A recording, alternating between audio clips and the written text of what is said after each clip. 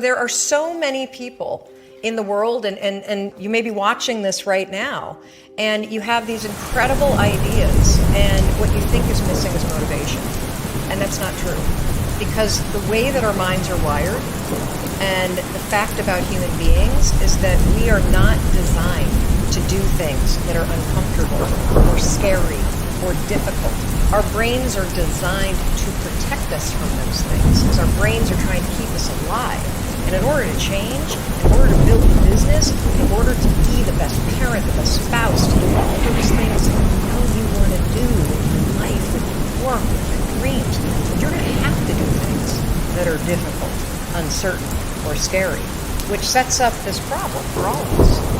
You're never going to feel like it. Why do you think that is? Oh, I know exactly why that is. Because I've studied this so much, because for me, one of the hardest things to figure out was, why is it so hard to do the little things that would improve my life? And what I've come to realize is that the way that our minds are designed is our minds are designed to stop you at all costs from doing anything that might hurt you. The way that this all happens is it all starts with something super subtle that none of us ever catch. And that is with this habit that all of us have that nobody's talking about. We all have a habit of hesitating. We have an idea, you're sitting in a meeting, you have this incredible idea, and instead of just, saying it, you stop and you hesitate. Now what none of us realize is that when you hesitate, just that moment, that micro moment, that small hesitation, it sends a stress signal to the brain. It wakes your brain up, and your brain all of a sudden goes, oh wait a minute, why is he hesitating? He didn't hesitate when he put on his killer spiky sneakers. He didn't hesitate with the really cool track pants. He didn't hesitate with the NASA t-shirt. Now he's hesitating to talk, something must be up. Then your brain goes to work to protect you. It has a million different ways to protect you. One of them is called the spotlight effect. It's a known phenomenon where your brain magnifies risk. Why? To pull you away from something that it perceives to be a problem. And so you can truly trace every single problem or complaint in your life to silence and hesitation. Those are decisions. What I do and what's changed my life is waking up and realizing that I'm never going to feel like doing the things that are tough or difficult or uncertain or scary or new. So I need to stop waiting until I feel like it. And number two, I am one decision away from a totally different marriage, a totally different life, a totally different job, a totally different income, a totally different relationship with my kids.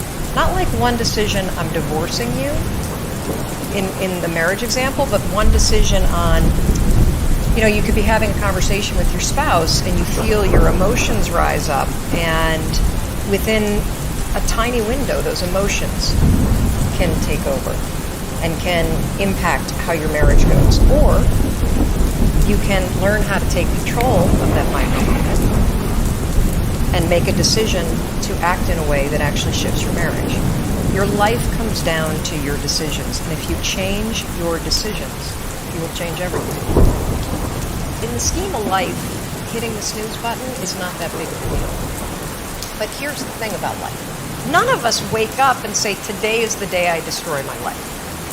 What we do is we kind of check out because it feels overwhelming. Or we check out because we're afraid. Or we check out because we start listening to self-doubt. And then we make these teeny tiny decisions. Decision to not get up, a decision to not eat fruit, a decision to snap at your kids, a decision to not speak at a meeting, a decision to not look for a job, a decision to not deal with your finances, a decision to not call your parents, like whatever it is. All day long, these tiny decisions that take you so far off track. And then you wake up like I did, and you look at your life and you think, how the hell did I get here? And more importantly, how did I get back over there? And you have no idea. And so I was so trapped. And I know from your story, you felt the same way. Like you knew that there was more in store for you, but you couldn't figure out how do you close the gap? How do you find the power that's in you? How do you discover your greatness? How do you solve these problems that are so overwhelming?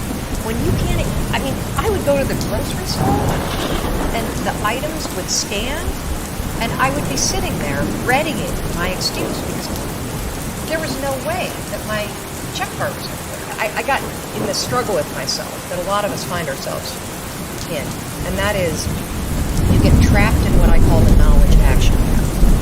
You know what to do, but you can't seem to make yourself, right? I mean, every one of us is one Google search away from a list of instructions that if you follow any of them, it will change your life. But how do you get out of your head and stop thinking about what you need to do and actually do it? And in my case, this stuff was pretty easy. Get up on time, make breakfast for the kids, get them on the bus, start looking for a job. Don't think so much. Instead of isolating yourself, pick up the phone and call a friend. Get yourself out into the woods and go for a walk. Start running again. Like all these little things that I was capable of, but I couldn't get out of here. Could not get out of here. And if you're stuck, that's the problem. The problem is you're in your head thinking. When you set goals, when you have an intention on something you want to change about your life, your brain helps you. What it does is it opens up a checklist, and then your brain goes to work trying to remind you of that intention that you set. And it's really important to develop the skill, and I say that word purposefully, the skill of knowing how to hear that inner wisdom and that intention kicking in and leaning into it quickly. So for me, my brain saying, that's it, right there, move as fast as a rocket now. I wanted to change my life. And I think most people that are miserable or that are really like dying to be great and dying to have more, we want to change. We want to live a better life. We want to create more for our families. We want to be happy. The desire is there. Again, it's about how do you go from knowledge to action. So the first thing in this story that's important is realizing that the answer was in you. And my mind was telling me, pay attention. Anyway, the next morning, the alarm goes off, and I pretended NASA was there. It's the stupidest story. I literally went 5, 4, 3, 2, 1. I counted out loud, and then I stood up. And I'll never forget standing there in my bedroom. It was dark. It was cold. It was winter in Boston. And for the first time in 3 months, I had beaten my habit of hitting the snooze button. I couldn't believe it. And I thought, wait, counting backwards? That is the dumbest thing I've ever heard in my life. Well, the next morning I used it again. It worked. The next morning I used it again. It worked. The next morning I used it again. It worked. And then I started to notice something really interesting. There were moments all day long, just like that 5-second moment then, where I knew knowledge what I should do.